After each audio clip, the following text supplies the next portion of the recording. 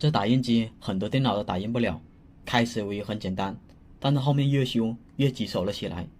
一开始我打算从线路下手的，因为打印机就接着交换机上，但这些网线没个标签，我也不知道它是干嘛的。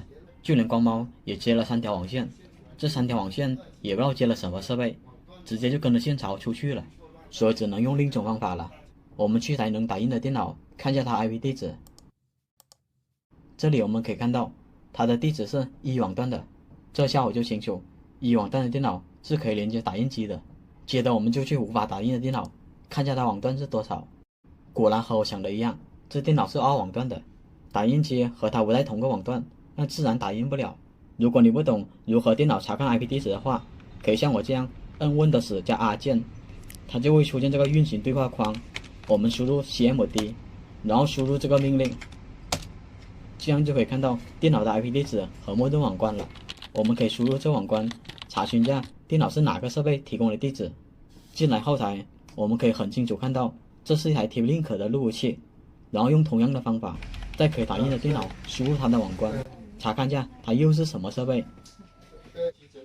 现在是进到了一个光猫的界面，那就可以知道打印机和光猫是互通的，但它和路由器不互通，所以获取光猫地址的电脑就可以打印，获取到路由器地址的电脑就不可以打印。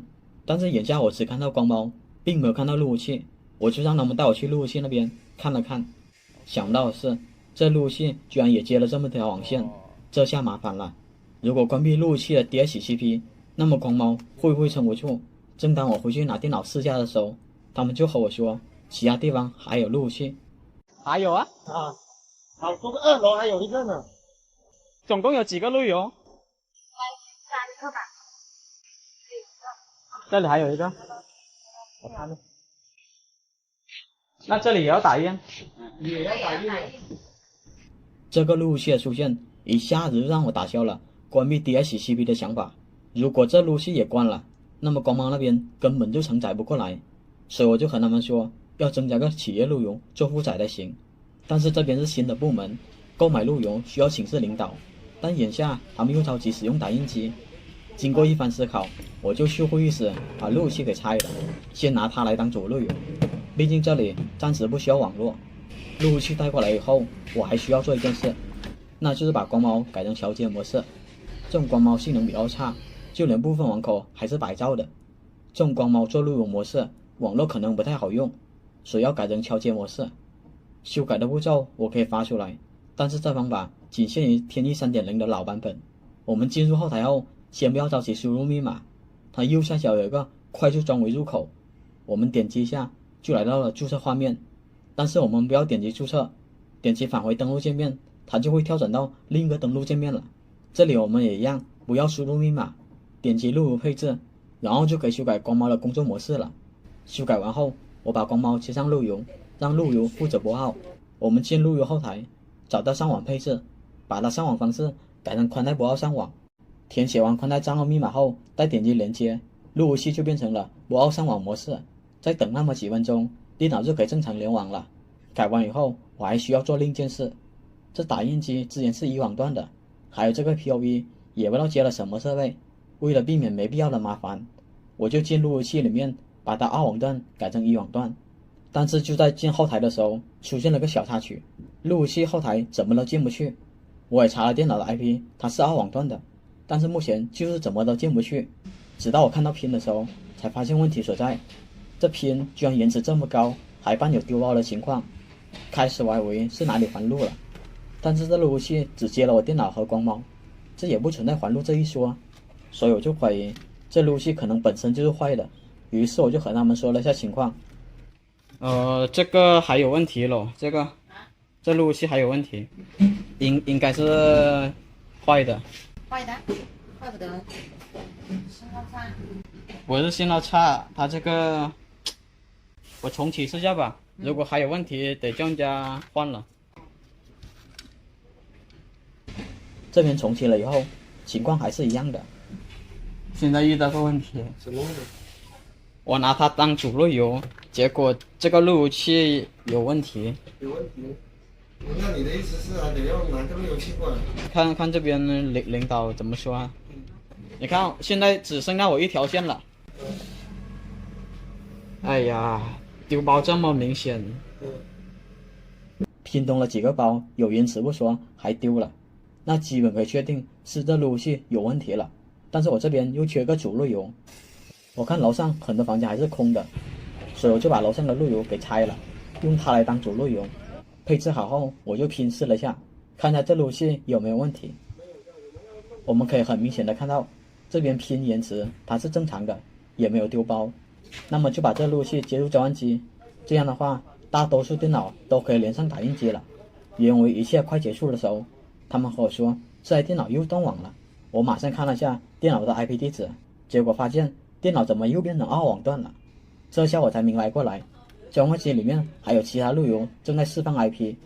我这边用电脑接上交换机，果然获取到了2网段。我拼这个路由器，然后就开始拔线，如果拔对了哪条，拼它就会超时。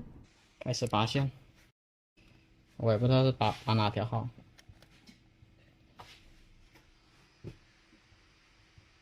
不是这条，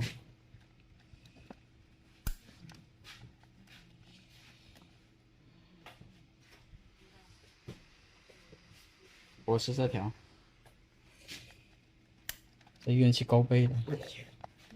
我每次都要保底一下。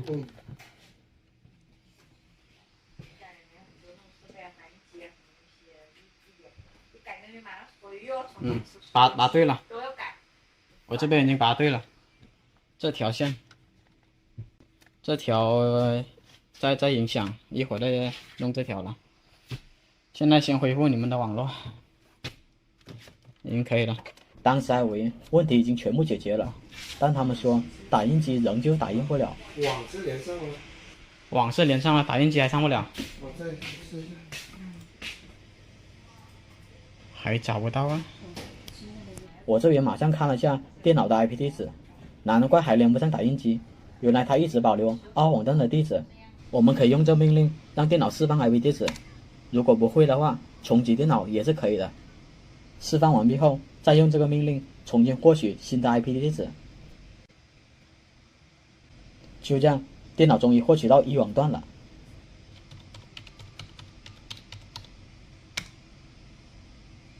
可以了。你现在试一下，打印机应该是可以了。我看到网络能上不？网络也可以了。现在再试下打印机。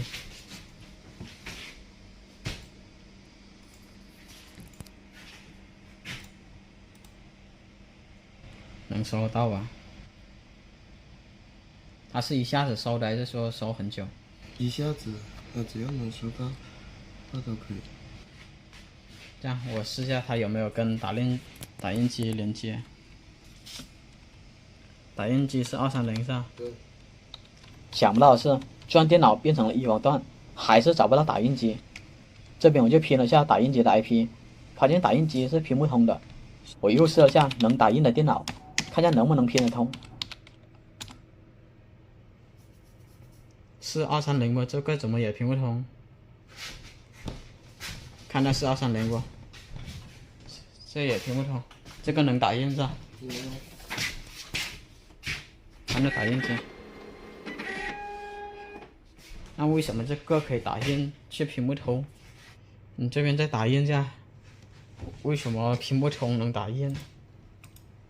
可以打是吧？可以。正在唤醒。可以的。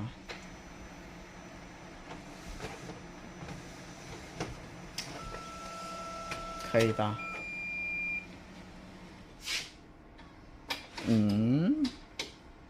干嘛不给拼？难不成它禁止拼不成？这个有什么设定不成？当时就把我整懵了。打印机不存在禁拼的情况，为什么一个网段内还拼不通了？后面我是查了很久，直到我看到打印机的配置，发现这打印机没有设置网关，难不成是这个原因？这里我就给打印机填上网关，再试了下，看它行不行。现在，